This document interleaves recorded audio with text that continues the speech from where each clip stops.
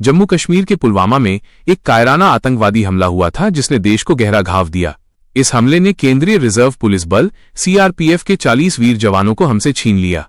पूरा देश गम और गुस्से में डूब गया, लेकिन भारत ने ये शहादत व्यर्थ नहीं जाने दी। पुलवामा की टीस का जवाब देने के लिए ठीक 12 दिनों बाद भारतीय वायुसेना ने पाकिस्तान की धरती में घुसकर ऐसा प्रचंड प्रहार किया जिसने दुनिया को भारत के नए और मजबूत संकल्प से परिचित कराया। ये था बालाकोट एयर स्ट्राइक, जिसका मिशन कोड था ऑपरेशन बंदर। ये शौर्य गाथा है उस दर्द की, उस संकल्प की और उस ऐतिहासिक जवाबी कार्रवाई की जिसने आतंकवाद के प्रायोजकों को हिलाकर रख दिया। पहला अध्याय, पुलवामा का क्रूर हमला, 14 फरवरी 2019। 1 त्रासदी का दिन और समय। तारीख थी 14 फरवरी 2019। जम्मू कश्मीर के पुलवामा जिले में श्रीनगर जम्मू राष्ट्रीय राजमार्ग पर सीआरपीएफ का एक बड़ा काफिला यात्रा कर रहा था। ये काफिला जम्मू से श्रीनगर की ओर जा रहा था, जिसमें लगभग 78 वाहनों में 2500 से अधिक जवान सवार थे।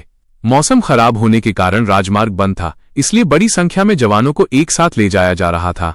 दोपहर के करीब 3:15 बजे काफिला जब अवंतीपोरा के पास लेथपोरा इलाके से गुजर रहा था, तभी एक मारुति इको वैन जिसमें भारी मात्रा में विस्फोटक भरा था, काफिले की एक बस से टकरा गई। 2 घटना का स्वरूप और नुकसान। टक्कर इतनी जबरदस्त थी कि एक भयानक विस्फोट हुआ। विस्फोट की तीव्रता इतनी अधिक थी कि बस के परखच्चे उड़ गए और आसपास का इलाका दहल उठा। यह एक आत्मघाती हमला, सुसाइड अटैक था। प्रारंभिक जांचों में पता चला कि इस्तेमाल किए गए वाहन में 300 किलोग्राम से अधिक उच्च विस्फोटक हाई एक्सप्लोजिव सामग्री थी, जिसमें आरडीएक्स जैसे खतरनाक विस्फोटक शामिल थे। इस कायराना हमले में सीआरपीएफ के 40 बहादुर जवान मौके पर ही शहीद हो गए। ये पिछले कई दशकों में कश्मीर में सुरक्षा बलों पर हुआ सबसे बड़ा और घातक आतंकी हमला था। हमले के बाद घटनास्थल पर अफरा तफरी मच गई। घायल जवानों को तुरंत पास के सेना बेस अस्पताल ले जाया गया। इस हमले की जिम्मेदारी तुरंत ही पाकिस्तान स्थित आतंकवादी समूह जैश ए मोहम्मद जेम ने ली, जिसने हमलावर आदिल अहमद डार का एक वीडियो भी जारी किया। यह वीडियो एक तरह से पाकिस्तान प्रायोजित आतंकवाद की पुष्टि थी। 3 देश में आक्रोश और संकल्प। इस हमले की खबर फैलते ही पूरे देश में शोक और तीव्र आक्रोश की लहर दौड़ गई। देश के हर कोने में शहीदों को श्रद्धांजलि दी गई और पाकिस्तान तथा आतंकवाद के खिलाफ जबरदस्त गुस्सा उमड़ पड़ा। लोग सड़कों पर उतर आए और बदला लो की मांग करने लगे। तत्कालीन भारत सरकार ने इस हमले की कड़ी निंदा की और स्पष्ट किया कि शहीदों का बलिदान व्यर्थ नहीं जाएगा और गुनहगारों को इसकी भारी कीमत चुकानी पड़ेगी। प्रधानमंत्री ने राष्ट्र को संबोधित करते हुए कहा कि सेना को जवाबी कार्रवाई के लिए समय और स्थान चुनने की पूरी छूट दे दी गई है। इस संकल्प ने देशवासियों को आश्वस्त किया कि भारत अब आतंकवाद को बर्दाश्त नहीं करेगा, बल्कि उसका मुंहतोड़ जवाब देगा। दूसरा अध्याय, Balakot air strike minus operation बंदर।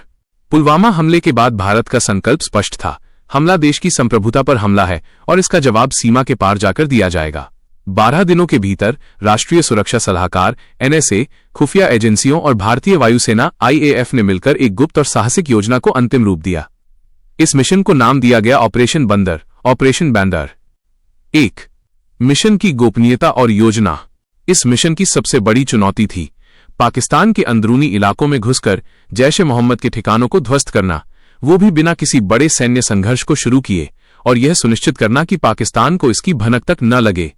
लक्ष्य तय किया गया, पाकिस्तान के खैबर पख्तूनख्वा प्रांत के बालाकोट में स्थित जैश ए मोहम्मद का सबसे बड़ा प्रशिक्षण शिविर, जो एक पहाड़ी की चोटी पर घने जंगल में छिपा हुआ था और जिसमें सैकड़ों आतंकवादी मौजूद थे। योजना के तहत भारतीय वायुसेना के जांबाज पायलटों ने रात के अंधेरे में ये ऑपरेशन करने का फैसला किया ताकि पाकिस्तान के हवाई रक्षा प्रणाली को चकमा दिया जा सके। 26 फरवरी 2019 लक्ष्य पर प्रहार। तारीख थी 26 फरवरी 2019 मंगलवार की रात। आधी रात के बाद लगभग 3 बजे भारतीय वायुसेना के 12 मिराज 2000 लड़ाकू विमानों ने ग्वालियर और आगरा के हवाई अड्डों से उड़ान भरी।